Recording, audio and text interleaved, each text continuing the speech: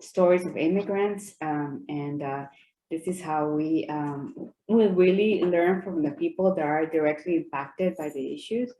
And that's very important because that's where we want to get our information from the right sources.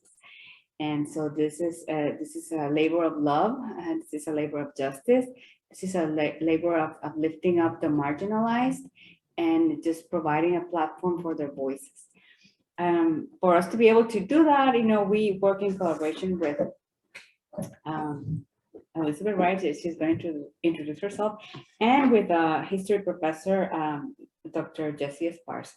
So the book is very a really great resource. It is very much, it has a little bit of history, has data, and of course the story. So it's a complete product. I mean, I don't know what other word to use, but it's a good product.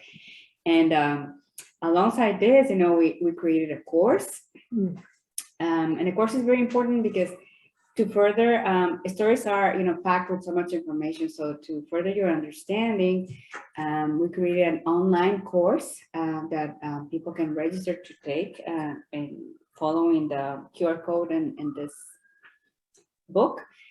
And the course consists of the videos of the stories with some theological or factual questions that will make you, get the most out of each of the stories. And you do this with a facilitator, and it's a 6-week course that meets once a week. And so we can provide more details about this information, but I want to also to give an opportunity for Elizabeth to introduce herself. So I'm Elizabeth Wright. I'm a clergy person in the United Methodist Church, but right now I serve in what we call extension ministry. I'm the executive director at Justice for Our Neighbors here in Austin, which is a nonprofit law office. We provide free immigration legal services. Primarily right now our casework is with asylees and with children. And then I also work on the education and advocacy side. So that's where something like this resource comes in. I think one of the things that was really attractive when Monica mentioned a grant that we applied to help fund this project, is I go and I make presentations often at congregations on a Wednesday night, even like this, and I talk maybe about, they might ask for a little bit of immigration 101, like just kind of, hey, can you break down what do people actually have to do?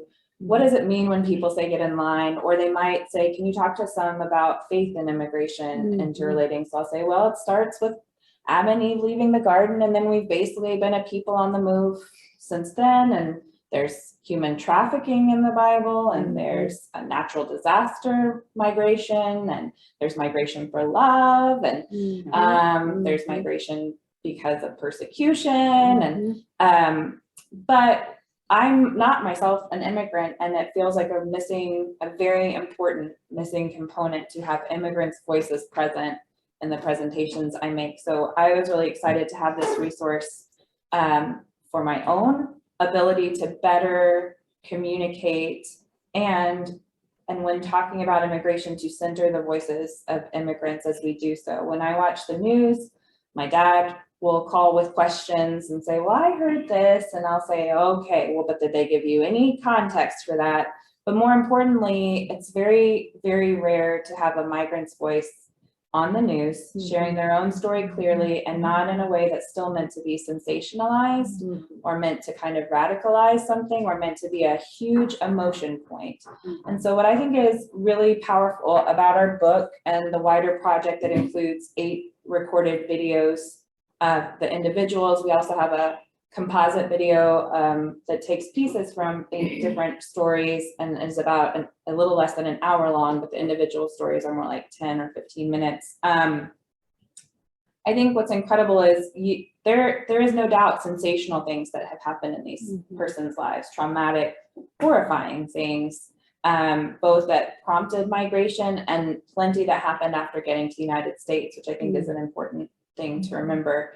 But the really important part of this project to me was to let their voices share what they wanted to share and the wider story that they have to share with us. And so there are stories of empowerment and resilience and so much more. And so to me, Monica was saying, it's a good resource, it's a complete resource. The thing I would say is it's comprehensive. It's a human, you have the presence of humans amongst you, which is a very incarnational, faithful thing, right? To think that, and also storytelling itself. I mean, how often is Jesus using story? The Old Testament is full of story. We learn through story as humans. And so we are drawn to this other human person in their story, but the data section and the history section that Dr. Esparza worked on, I think helped to round that out so that you can't really fight and say, well, these are just, that's nice, but that's just that person's story. It's anecdotal. Instead, you're able to go to the data section and stories are referenced to say, well, as you heard in Chewy's story about restaurant work, 1 in 4 persons in the restaurant industry are immigrants. I mean, and that's besides the people who are picking food, right? So you basically can't have a meal without your food having been touched by immigrants at some point, whether it was the picking of the food itself, the preparing of the food. And so I think that's what is powerful about this is, again, the majority of the content is human story, which is a faithful thing, a human thing, and a truthful moment, because so much gets distorted or cherry picked about people's stories to make that news cycle work or to just be able to push one side. And so we have 12 different voices, and there may be kind of echoes and threads that feel familiar throughout them, but 12 different voices, and then some time to situate that in the arc of history of immigration in the US, and then also a little bit about this present moment and the data of really in the midst of the pandemic. We learned so much about essential workers and everything. So I mean, we of course believe in the project. That's why we did it. But part of why we're here is to help others become passionate about the same idea that migrants should be the first resource that we turn to if we're going to talk about immigration rather than an afterthought. And also to remember that it's not an immigration issue, but it is a human, it is human lives we're talking about, right? It's human lives. And there are brothers and sisters. There are brothers and sisters, and so much of the hopeful things are hopeful things we either take for granted or hopeful things that sound just like the same hopes we have for our children. And I think that, do I think that this will turn the most hardened heart, soften it? I don't know, but I think it is a really important resource for those who just want to understand better. And I think those who are passionate about immigration, even right now, I think it's always important. I mean, that I would say I'm a person who's passionate about immigration. I should always be listening to the voices of immigrants then, right? Like I don't know, in the church sometimes we hear the phrase, oh, I just have such a heart for that, right? and I think it's really important as people of faith and justice, first of all, to pair justice with mercy that we practice in our lives.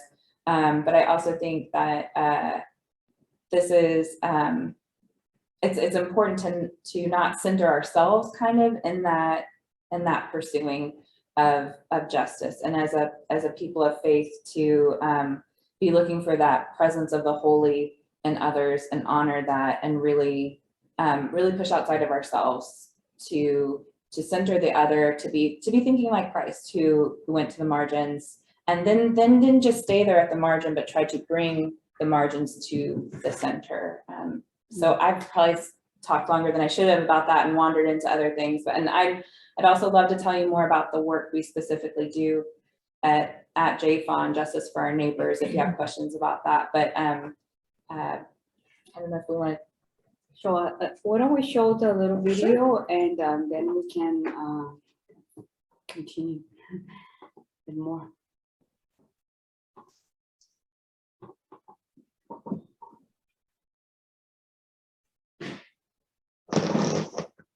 I'm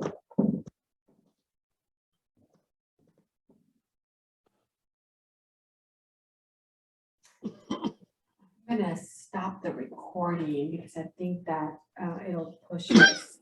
Oh, I guess we should mute.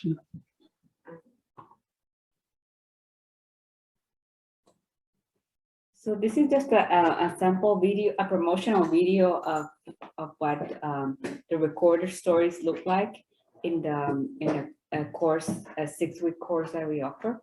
And so you get to watch those videos, and then with the facilitator, and go through the reflection questions. So it really goes deeper into the immigration issues, and the stories, and which have so much to teach us. How to get around it, or how to survive in the immigration. Teach them how to find a way out of it. no, this is more, I mean, sorry, go ahead. No, you go ahead. I would say the course is more about how any of us would come to understand the process that folks are going through, more both, not necessarily just the literal legal process, but what life is like. Monica and I met doing a program called 5 Myths of Immigration. And one of those myths we used to talk about was that once you get across the border, everything's better, and you're safe, and there's no problems, no big problems anymore. And so I think part of it is helping folks to gain some more clarity and understanding for the continued hardship, whether it's racism or job discrimination, Equality. school discrimination, and neglect possibly from teachers or systems, what's systemic and what interpersonal issues, and then also always threaded through it as it's, offered through the seminary is, and who are we called to be as people of faith? What actions can we take? What inspires us, or what do we root that in, how we would approach tackling different aspects of Elizabeth, so it sounds like this course is really for people who are not immigrants. yes. It is a course for people who are interested in learning more about the plight of immigrants and what role, so one, to understand it and learn more about it, and then what role as non-immigrants we could play, as you said, not only as citizens, but also faithful citizens, how we could, what role we could play in addressing some of those issues that immigrants face, and to stand alongside them. That is a very important distinction, because this is not for immigrants. This is about immigrants and about immigration. So it's to people that how immigration is such a polarized and politicized issue. So as Christians, we need to really get better understanding of this topic, right? Instead of falling into this trap of letting it be politicized or polarized. We have to get better understanding, because as Christ followers, he calls us to to care for the stranger, right? So how does that look like, right? And who's the stranger? So it teaches us about who's the stranger and the struggles of the stranger. How do we care for that stranger? I think the other thing that happens, I pastored in the Rio Grande Valley for 6 years before taking this position, and at various points when the nation presents that there'd be national news that would present the border in crisis, and living there, you kind of be like, oh, it is? Oh, I didn't. oh, okay. Today, apparently it's a crisis. But when there would be influxes of young unaccompanied minors, say, or something, people would call me from all over the country saying, well, what can we send to put in the detention centers with children, or in the processing centers, and different things. And, people always want to send you a thing. Although that wasn't what I was first going to say. Sorry, you were talking about the polarizing and politicizing. But maybe you were talking about, people think that the problem is also at the border. Yes, exactly. That there's always kind of this focus on what can we send to you, which is a different thing I get hung up on, which is why I got sidetracked.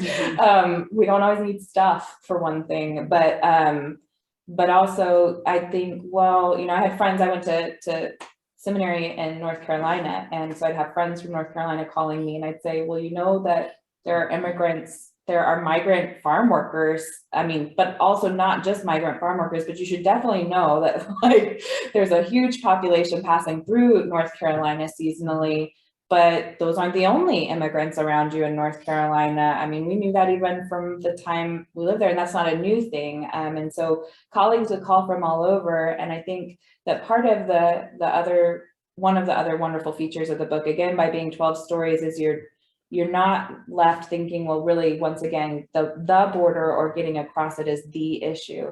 That's one part of a person's journey, but you're really hearing about the fullness of all that happens afterwards too, and the realization that you have neighbors right down the street. I once tried to calculate based on the population of Texas, and then I was looking up stats for my local HEB, and I think it was like that basically you could count on 1 in 20 people or 1 in 40 people in your HEB, somewhere around there, you know, while you're in HEB shopping, are your immigrant neighbors who are shopping for their groceries, just like you are, right?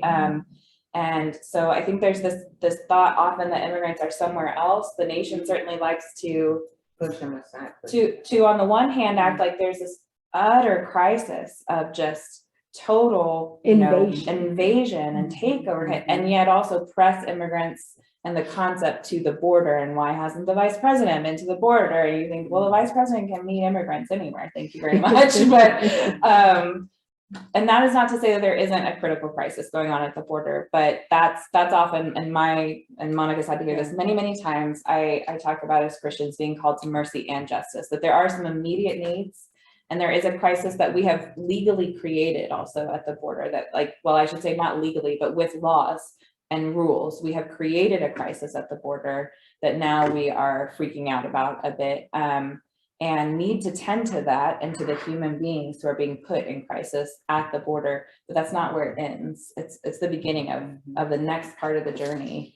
You know, it's interesting because one of the things that when I was at St. Michael's, people had gone to the border during the huge influx of, but that's not sustainable. You can't go every weekend, right? You can't. And so one of the things that we talked about is like, there is a Casa Marinela here in Austin that has a lot of immigrants from all over the world who really could use attention and love and care here, right? You don't have to go to the border to find a large community of recent arrivals. They're just getting their feet wet. They need love and attention, right? And then the other component, which is when we vote, when we do those, when we go out and vote, being educated about where do the elected officials that are running, where do they stand on immigration policies as well. Or in our own state, one of the first projects when I first came to Justice for Our Neighbors, one of the first projects to work on was trying to advocate for access to a driver's license in the state of Texas. Yes. And there are 15, I think now, there were 13 at the time, but I think it's 15 states now that have access to a driver's license for folks without a social security number,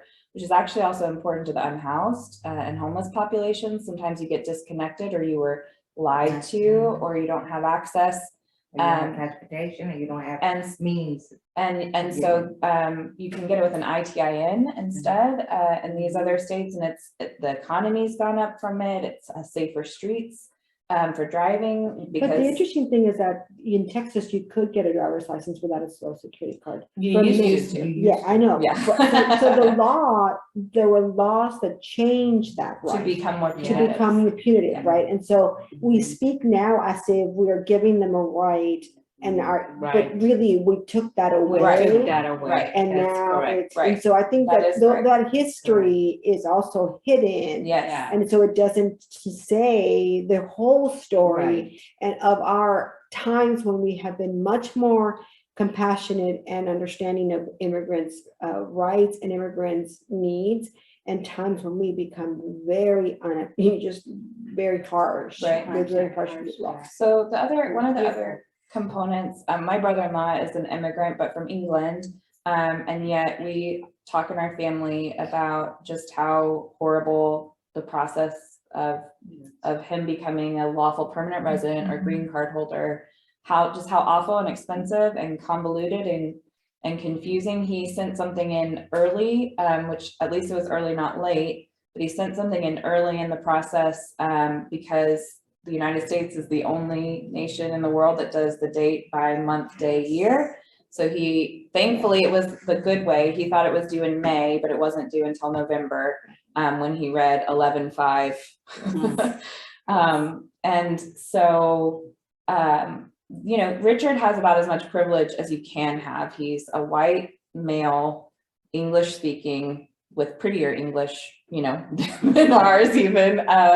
And, you know, he's even got some of the other privileges we don't talk about as much. He's tall. We like tall over short people. He's handsome and thin, and he gets free samples anywhere he goes. No, he is a brunette. He looks like a grown-up Harry Potter, but he, you know, it was horribly expensive, and at no point did we take for granted the idea that it would go smoothly or easily. And we tried to pull as many strings as we maybe had connection with a state senator, you know, trying to kind of help. And so then to think, so at Justice for Our Neighbors, we have about 160 clients that we represent. And to think that if we weren't representing them for free, a private attorney for an asylum case is for sure going to start at about $5,000 minimum. And that's to like start the case. And depending on how long it takes and the type of how intense the casework is, what kind of research or expert witnesses you might need, really you can look at about $10,000. And along the way, you'll also have to pay for work for an EAD, a work permit to get done or renewed. And so part of what we say at Justice for Our Neighbors is we don't think justice should be based on whether or not you can pay for it, right?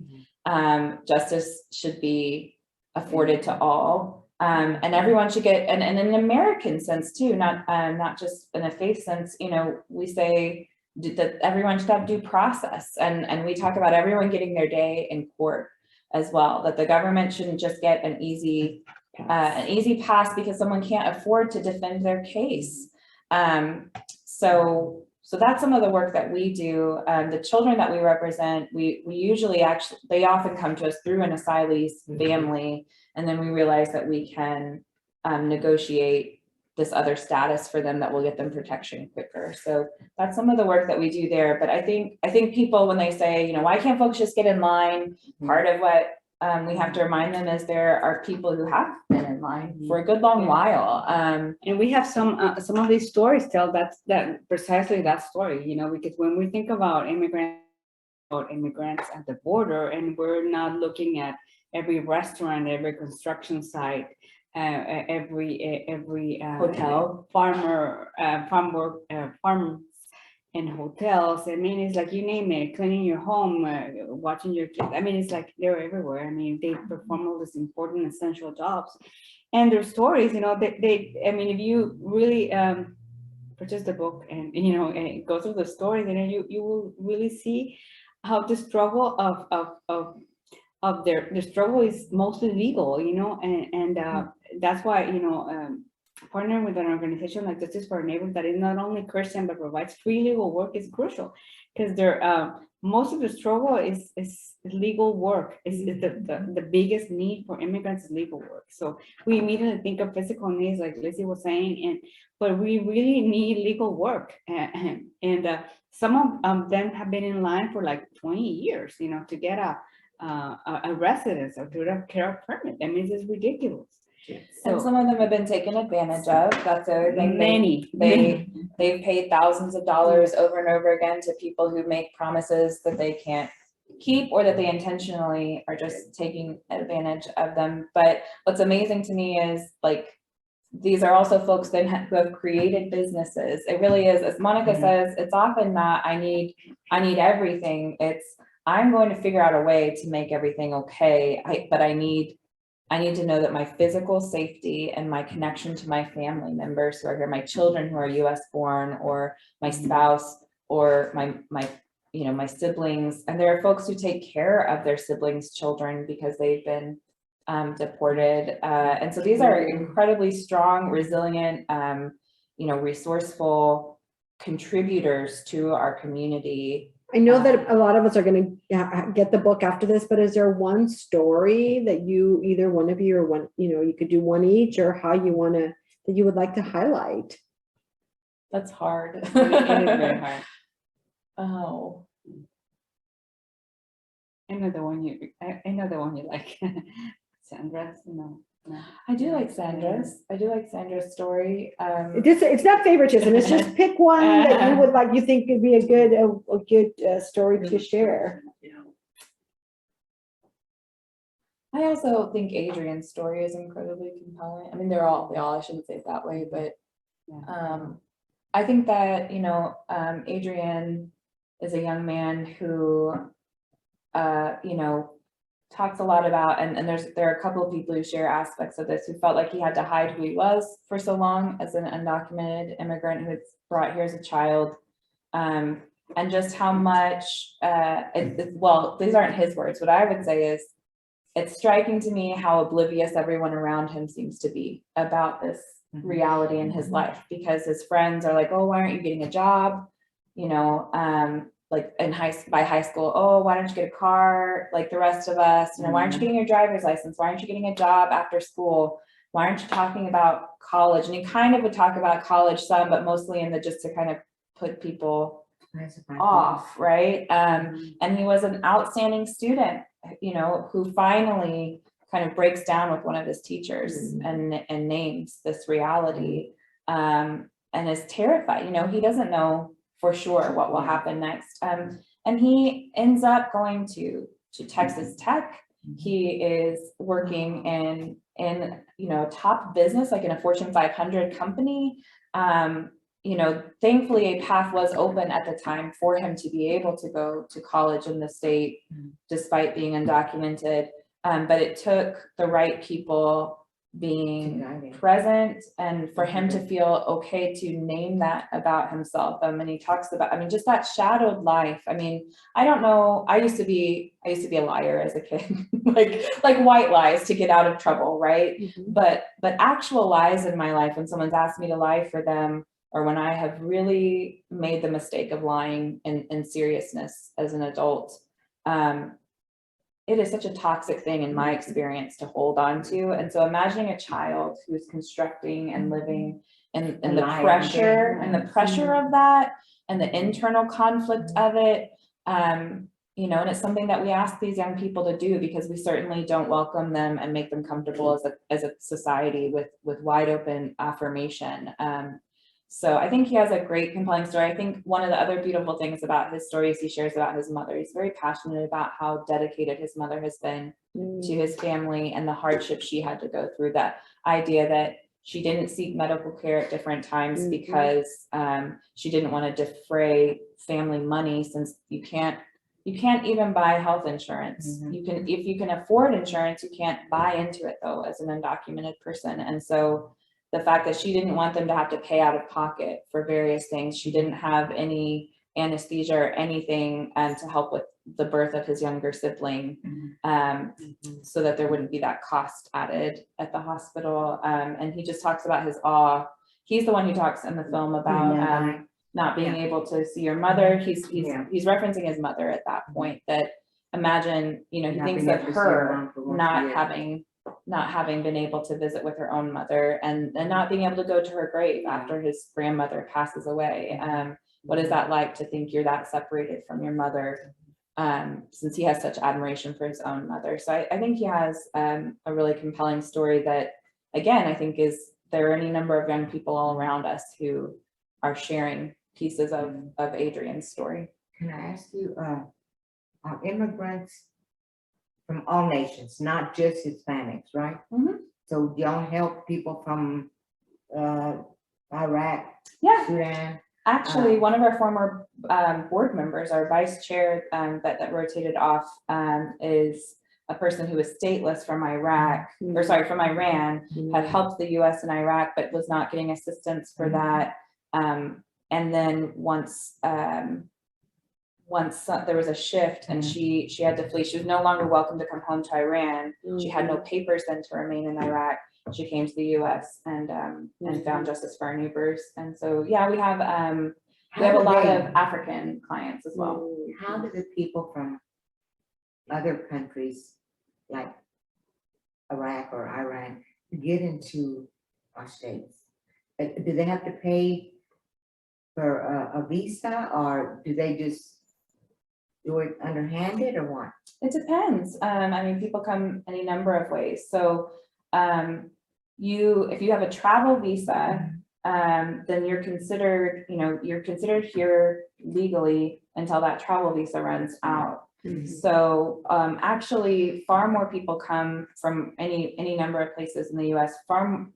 The majority of our undocumented residents in the US are here from overstaying a visa than they are from crossing the border illegally.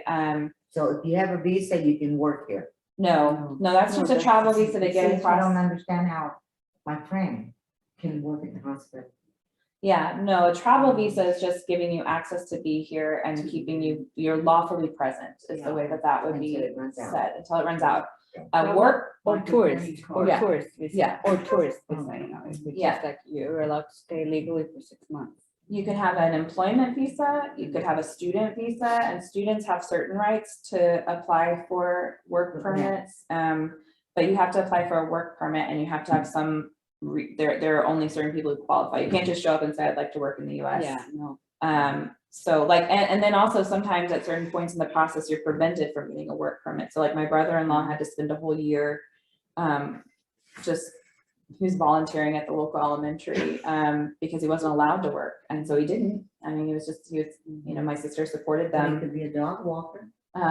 Well, except he was trying to respect, like, he shouldn't be doing anything on the side, so, You can walk the dog for free, You can but walk the dog, government yeah. charge. And But if take, they wanna and take take it. donations. yeah, but people come all kinds of ways. And the one important thing I want to say about that, since we're on that topic, is that crossing the border somewhere other than a port of entry and some way other than having a visa to do so does not prevent you from being able to apply for asylum. That's really important to me. It's like a misdemeanor. It's kind of like getting a traffic ticket. You have a ticket, but it does not prohibit you from saying that you're seeking asylum and being able to start the asylum process. A lot of people, and that's a mistake that I think gets put out way too often, this idea like, oh, well, they crossed the river, they swam here, they went through the desert. Sure, and there will be a ticket, and that's a whole other legal process you have to go through to resolve that, but it does not prevent you or bar you from being able to go through the immigration process otherwise. And I think a lot of people have that misunderstanding.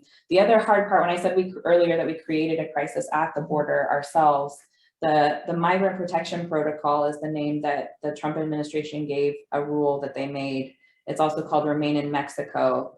The process for seeking asylum is to arrive at a port of entry or to be present in a nation. So if you cross the river or cross in the desert, once you are on US soil is when you request asylum. And there was a lot of talk about why aren't people asking for asylum back in their home country? Well, because the whole point of asylum is you can't trust or don't trust your government to protect you. So that you can't trust that they're going to help you to do that. And so I lived in Weslaco, in the Rio Grande Valley, right when the MPP was starting to roll out. And the first thing that happened, I used to go get my nails done in Mexico about every 6 weeks with a friend. And so we were coming back, and the first hint that something was up was that they had just like a standalone piece of chain link fence at the middle of the bridge. And usually you have to pay quarters to get through this little turnstile, and then you get to the port of entry and you show your card or your passport.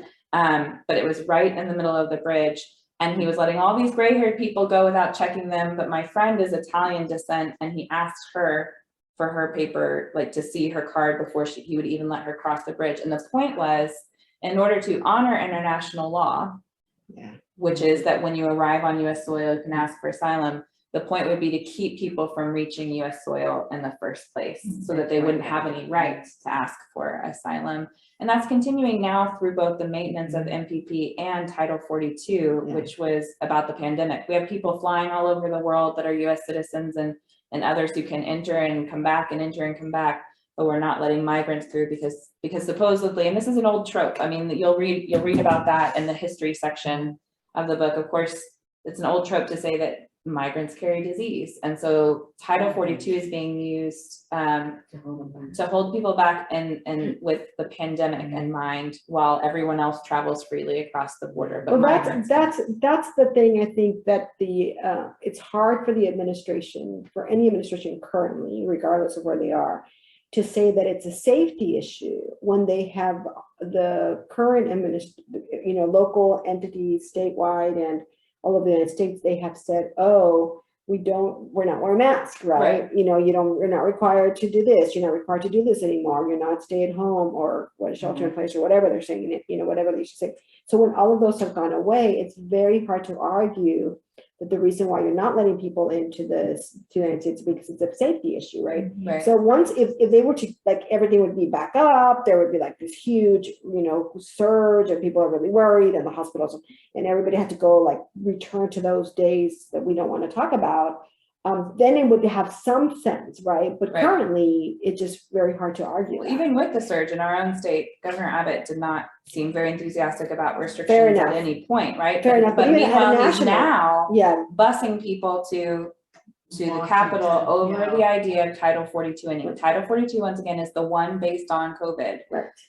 MPP is totally different. But a man who essentially said, and by June or July of 2020 even was saying we need to open back up, get back to normal, is also so angry with the current federal administration that he'll bus folks to spend money busing migrants to Washington over Title 42 ending specifically.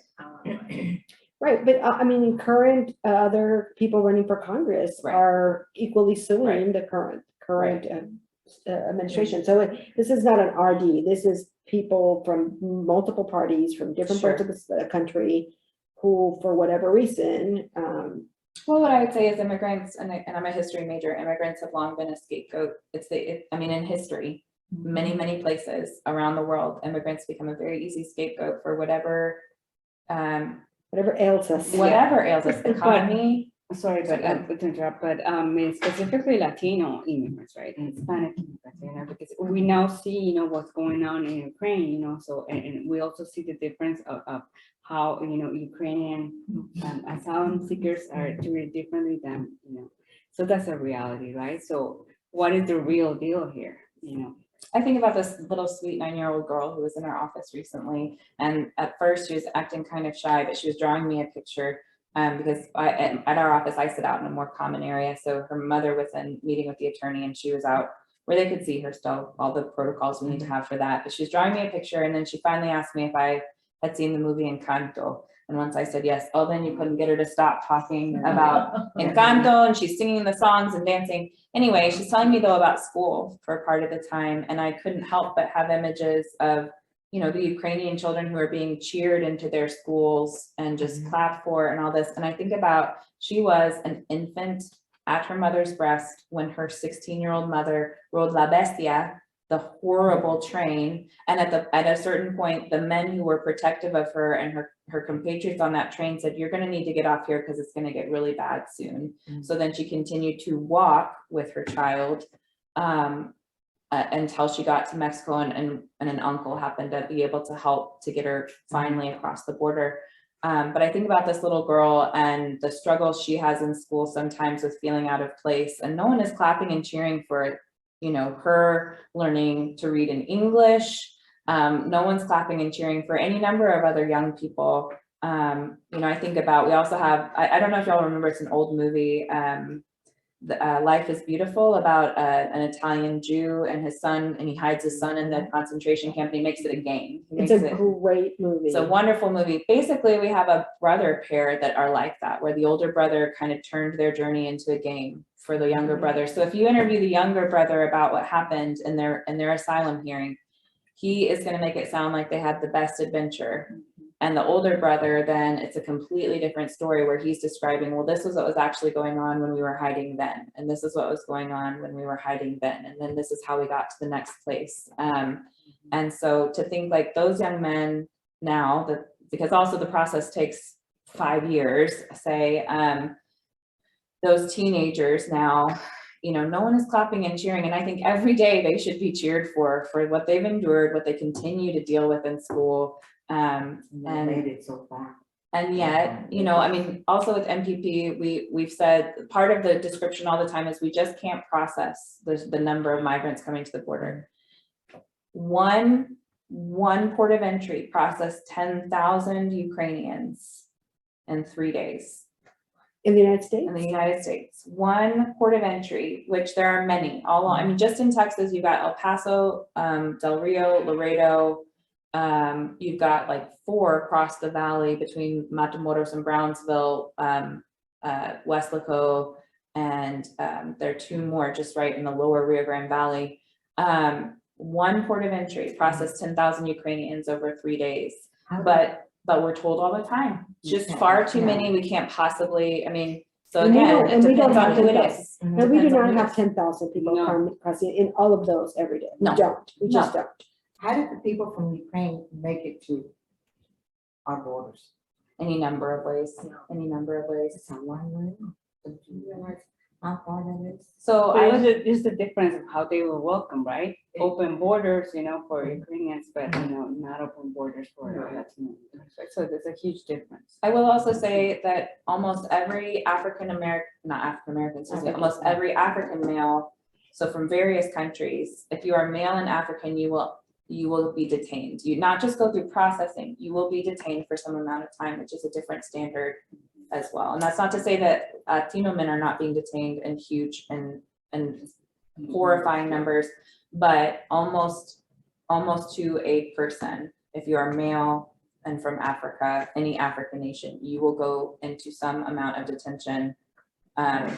Because most of our French-speaking African clients that are men speak Spanish because they spend enough time in detention that they learned it from their neighbors. Yeah, Casa Marinela is a fascinating place because when I first learned about Casa Marinela was many years ago, and there was primarily Nicaraguenses, Guatemaltecos, Salvadoreños, people from that region during the civil wars and horrible wars there. And then many years later, I came back as a seminarian and I was like, where am I? And it was Sudan, Eritrea, what's the other one? Ethiopia, Cameroon, like all these. And they talk about coming in, and men and women coming into Brazil or, all these places south. And then by the time they get to the United States, they're fluent in Spanish. So, and then they get reinforced, double the Spanish. It's their Spanish language immersion program while they're in detention. Yeah, exactly. Yeah, when you're talking travel in that regard, most people get to South America first, Ecuador, Brazil, somewhere in there, and then make their way up the whole way. A long way, a lot of water. Yes. Also, I'd like to name that when we talk about safety in the US, again, there's never context given to it, right? So we'll talk about this crisis.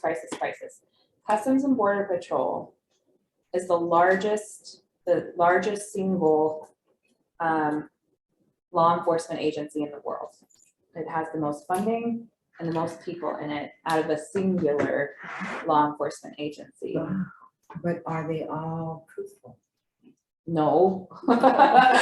No. Yeah, you go and you stay, I'm just. But I think that often what we'll hear then is we need to be putting more funding into that, more funding. There's so much funding already. It's such a huge entity. And yet instead of checking our politicians and others by saying, well, it's not working to just have more and more and more,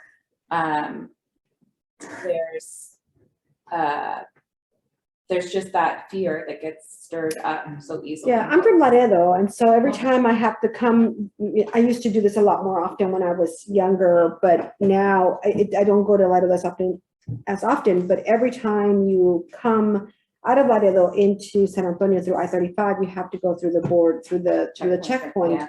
And what's fascinating to me is that it's 30 miles into the territory. So for 30 miles from the edge of the river to 30 miles, all of that is technically, Well, but technically the border is borderless, so they could drive around and they could ask for your papers and they could tell you, because why should I, who is a US citizen, have to be, if I'm already on the United States, why do I have to prove that I'm a Yeah. that I have the documentation to be here? So that's one problem, and it's 30 miles into the territory, so that's one thing. But there's a sign that says, we have collected so many pounds of drugs, right? That's a big deal too. And my father always says, why isn't there the sign that says, and we have spent this much money collecting this amount of drugs? Because really the amount of drugs versus the amount of money they have spent to do that, and it is just, it's not the best uses of our dollars, of our tax dollars. Right. And ICE has a larger budget, so separate from CBP, Immigration and Customs Enforcement, which is a whole other law enforcement agency for the interior, then beyond that checkpoint line and everything, has a larger budget than the FBI. Or no, sorry, it's 1 billion less. Sorry. It's 1 billion less. They're in 2021, I think their fiscal budget was 8.3 billion and the FBI is 9 point something billion. So the FBI that is meant for major crimes, kidnappings, the shooting like yesterday nationwide for all 337 million residents and citizens gets $1 billion more than ICE. That's for the 4% of the population in the US that's undocumented. Yeah. Disproportionate. I want to just, are there any questions for the people who are on the Zoom? We can hear you and we can see you. So are there any questions or comments you have so far? Put a question in chat if anybody can see it. I'll just ask. What did I just ask you? Do you see it? No, I'm not at the computer. Let me get it. I see a number there. Well, I see a number, but we have to click on it. Hold on. Mike, you're making me work.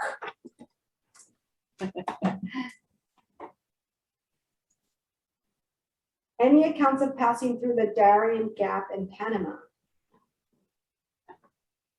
Oh, I'm sure. I don't know what that, I don't know that I don't know what it is. So you could tell us what that is?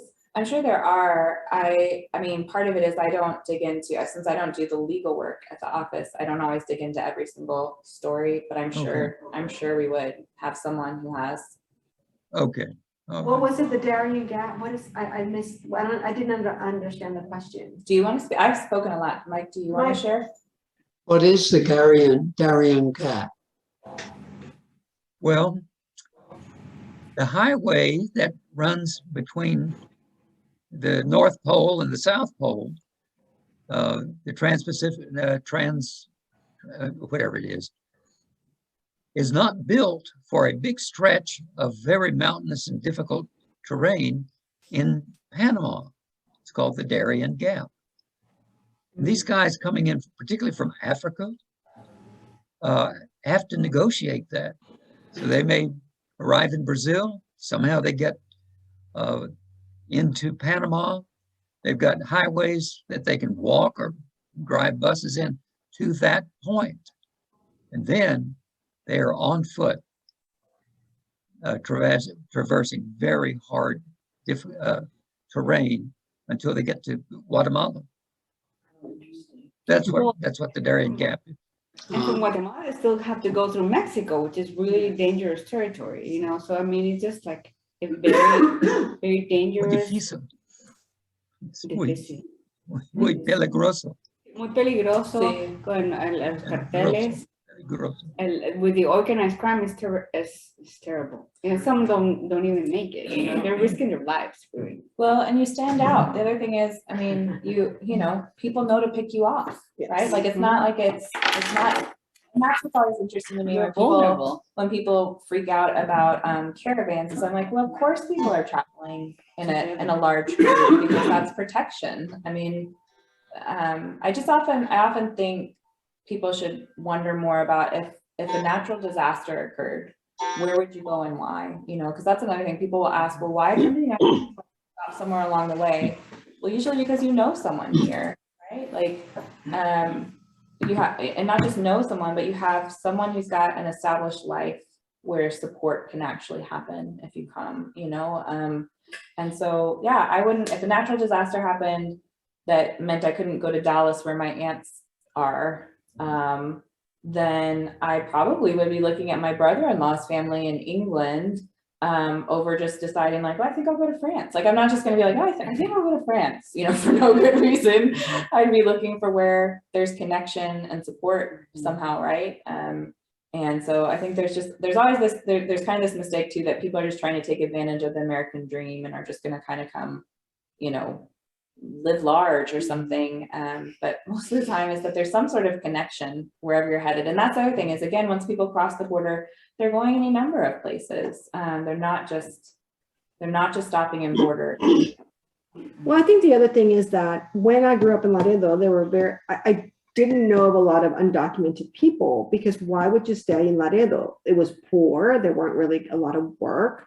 The area was depressed. So if anybody was crossing over, you would go to Houston, Dallas, you know, to a bigger city that could actually provide better for your family. Laredo looked just as poor as Nuevo Laredo, you know, so why would you stop there, right?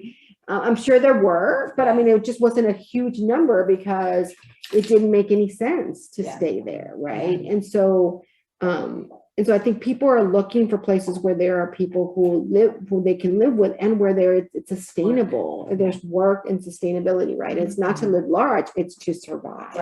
Right. And I think that's the other thing too. I get very prickly, especially as a person of faith, when folks will also be so diminishing of mothers and fathers, the idea of like, and why would you send your child, or why would you put your child through going, like, even if you're staying together as a family, why would you do that to your children? You know, and there's Worcestershire has that beautiful poem about nobody leaves home unless home is the mouth of a shark. But I also think, well, because sometimes that is the choice, that is the choice of safety. We have that in scripture. We don't fault Moses's mother, we praise her for what she did, right? So why are we, I mean, she sent her child across the river, so to speak, right? Like, for safety and preservation, and that is a championing moment that is, like, in our minds, God's providence too, in some ways, to Moses was provide. an unaccompanied minor. Exactly. Accompanied minor.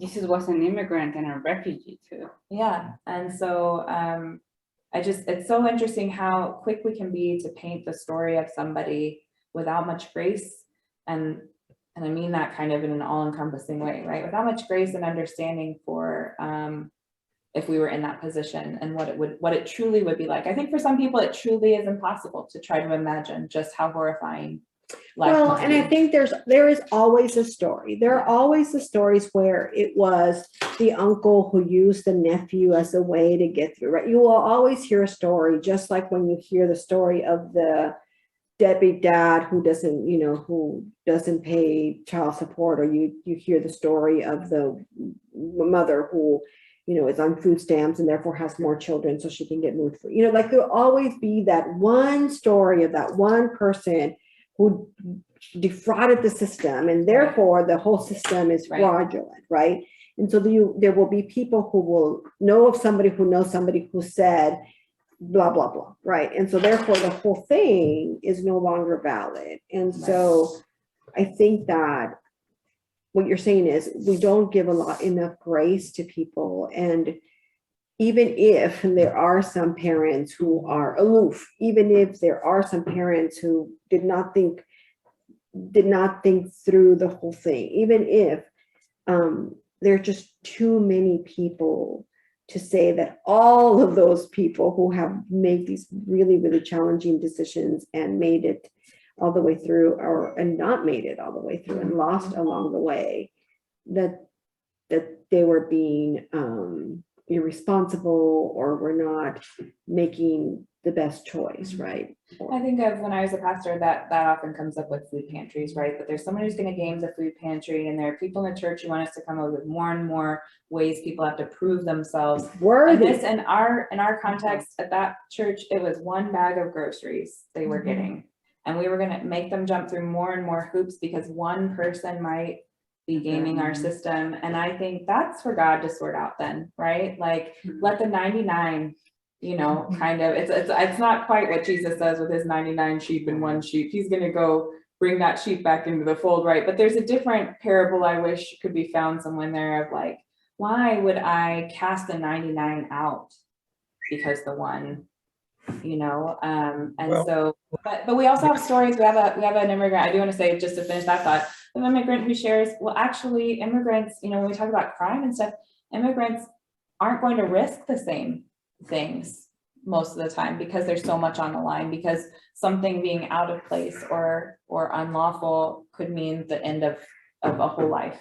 And so actually it's pretty uncommon, and crime rates are lower amongst immigrant populations than the whole US population. Sorry. Mike, you're gonna say something? Yeah, Or David? there's a biblical parable that would meet the absurdity of killing 99 in order to punish one, the 100th. And that is the preaching by, just a minute, it'll come to me. He got swallowed up by a fish because he didn't want to go to Jonah. huh? Jonah. Jonah. What was the city that he was refusing to go to? Nineveh. Nineveh. He didn't want to Nineveh. go to Nineveh because they were bad people, and God said, get over it. They can't redeem themselves unless you give them a chance to. I thought you were going to say Abraham with Sodom and Gomorrah, that how many lives need to be Yes. spared.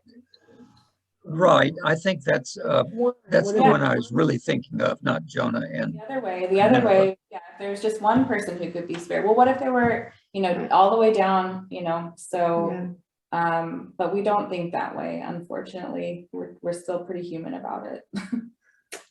Well, I'm really, really grateful for your time. I know there's books. If anybody wants to buy a book that is not in person, let me know.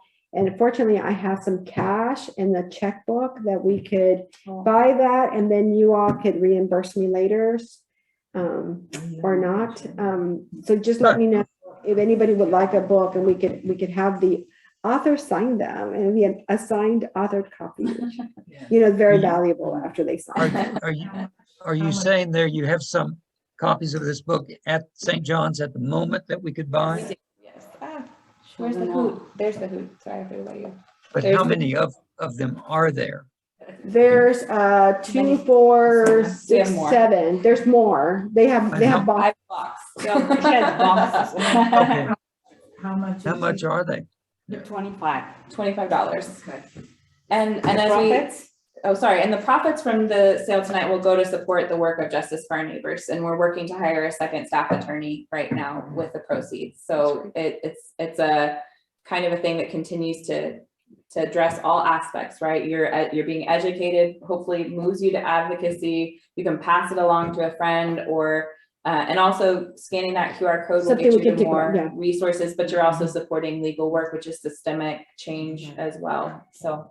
And also it's a great resource. It's a great tool for the church, you know. Yeah, this may be something we could do. I know there's like there we in June, we are starting our series next week on attention of the African American experience in the church, and particularly in the church.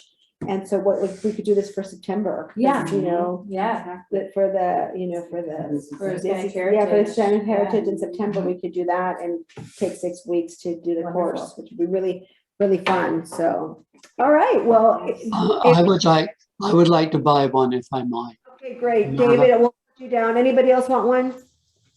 Yeah, I do too. So that's 2 people.